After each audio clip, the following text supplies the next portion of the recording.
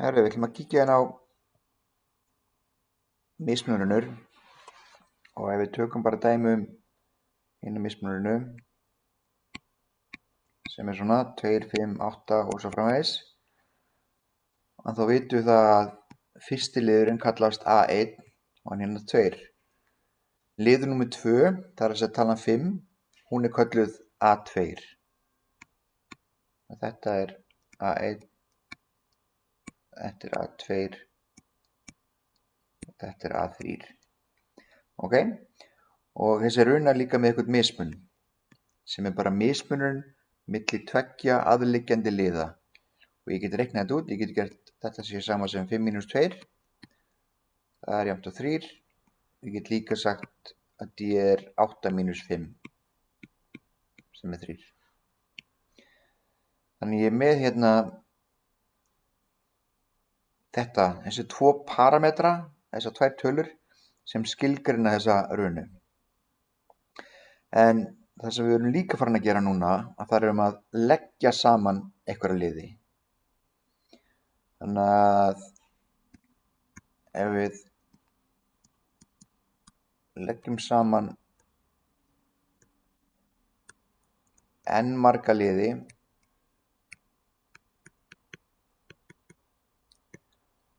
og kallast það Sn.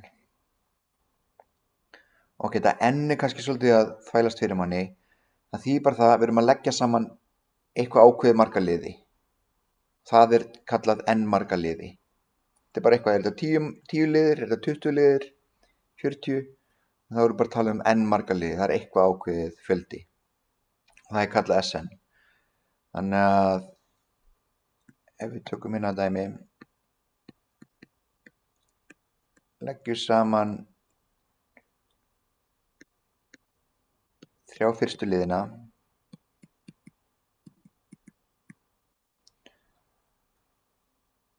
og þá kallast það S3. Við erum að leggja saman 3 fyrstu tölunar.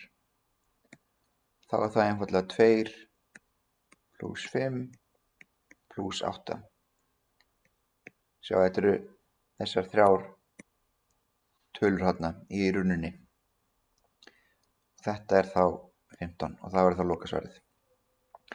En ef maður er að leggja saman mjög marga tölur, þá erum við ekki að fara að gera þetta manually, heldur erum við með fína og flotta fancy jöfnu til þess að gera það. Bara fá svona pláss. Og það er saga af stærðfræðingi sem var, þegar hann var krakki, þá var hann eitthvað óþekkur í tíma og kennarinn ákveða að refsa honum með því að taka tölunar 1, 2, 3 og upp í 100 og leggja þar allar saman. Og þetta hugsaði kennarinn sem refsingu.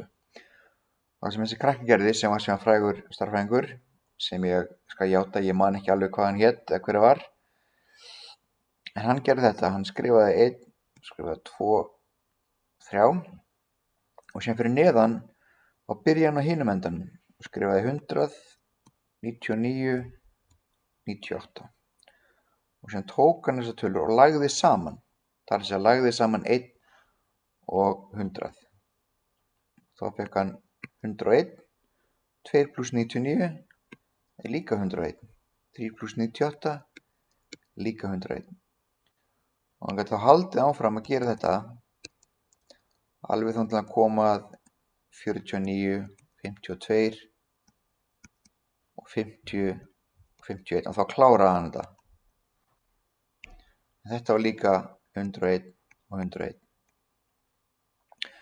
Þannig að þetta að leggja saman allar þessar tölur frá 1 upp í 100 að þá var hann að leggja saman 101 50 sinnum. Sjáu það. Hérna er 101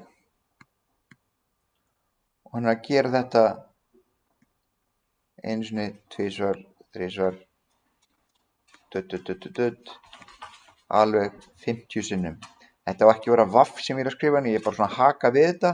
Þetta er kannski bara ruglingslegt, þetta er kannski bara strókið út. En þetta er gert 50 sinnum, þannig að út með 101 50 sinnum hérna í þessa línu. Þannig að hérna myndir þú fá útkomuna. En ef við gerum einhverja jöfnu, búin til jöfnu úr þessu, hvernig við reiknum saman þessa 100 liði,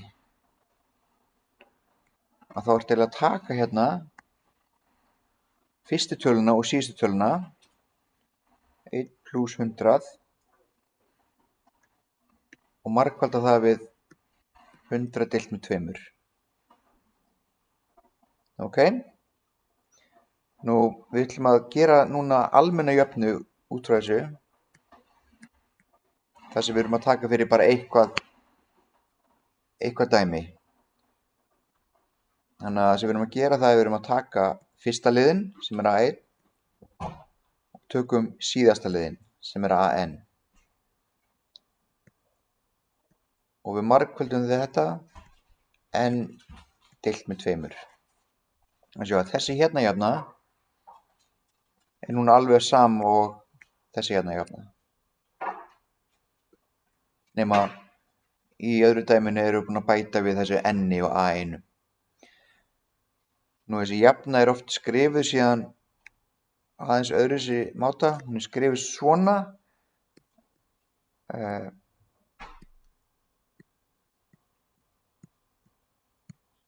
Skrifuð svona. Þetta er alveg sama jafna og er í hérna þessum græna kassa hérna.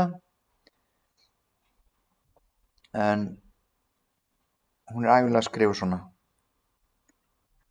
Og það er líka önnur leið til þess að skrifa hana sem þið sjáuð í verkefnabókinni ykkar eða vinnubókinni. Þið getið bara séð hana þar.